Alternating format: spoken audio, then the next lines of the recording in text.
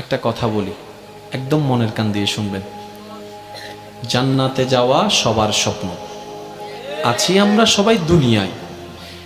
ঠান্ডা মাথায় ভেবে দেখলে দেখবেন এই দুনিয়া এবং জান্নাতের মাঝখানে কিন্তু দুইটা স্টেশন আছে, একটার নাম কবর, একটার নাম হাসর। কবরটা কিরকম?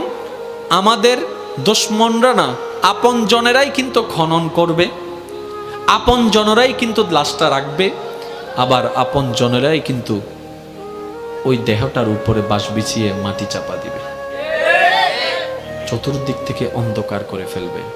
মনে রাখবেন, কবর আলোকিত হয় ঈমানের আলোয়, সুবহানাল্লাহ।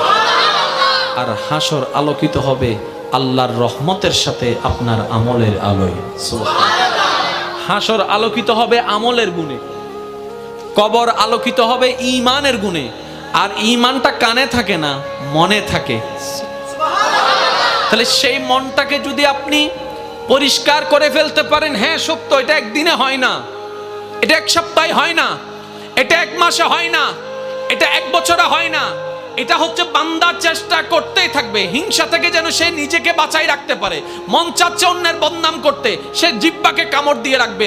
দুনিয়া উল্টায় যাক, আমি বদনাম করব না, আমি বদনাম করব না, আমি বদনাম করব না। মন বলছে তাকে মেরে ফাটাই ফেল রাগের কারণে। আপনি বলবেন দুনিয়া উল্টায় যাক, আমি তার গায়ে হাত তুলব না, আমি মাফ করে দিলাম, আমি মাফ করে দিলাম। কেউ একজন এসে বলল অমুক তোর নামে বদনাম করছে, যা যা বিশ্রী কথা বলছে, আপনি মুস্কি হেসে কথাটাকে রিসিভ করে বলবেন আলহামদুলিল্লাহ, আমি তাকে মাফ করে দিয়েছি। এভাবে যখন বান্দা চেষ্টা করতেই আছে, শয়তান আপনাকে হয়তো অন্তর ঘরে, না হয় বন্ধু বান্ধব দিয়ে কিছু কথা আপনাকে কানের মধ্যে পিন দিবে। যেমন কিছু কেউ আপনাকে এসে বলবে যে তুই কি ঠান্ডা হয়ে গেলি, তুই কি হার মেনে গেলি, তুই কি পরাজিত হয়ে গেলি, তুই মারতে পারিস মারস না কেন, তুই বলতে পারিস বলস না কেন, তুই বাধা দিতে পারিস দেশ না কেন।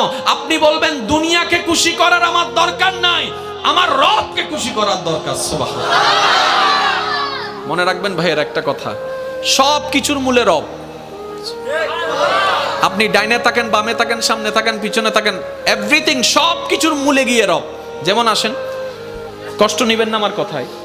কোন একটা কথা, কোন একটা মানুষ যদি প্রথমে ওই অ্যাক্সিডেন্ট হয়, প্রথমে হলো যাবে তখন মেডিকেল ফুটিয়ে হন্ডা ডাক্তারে সাইয়েরা হবো দে চিরাং মেডিকেল লই যাব এই হন্ডা মাতন না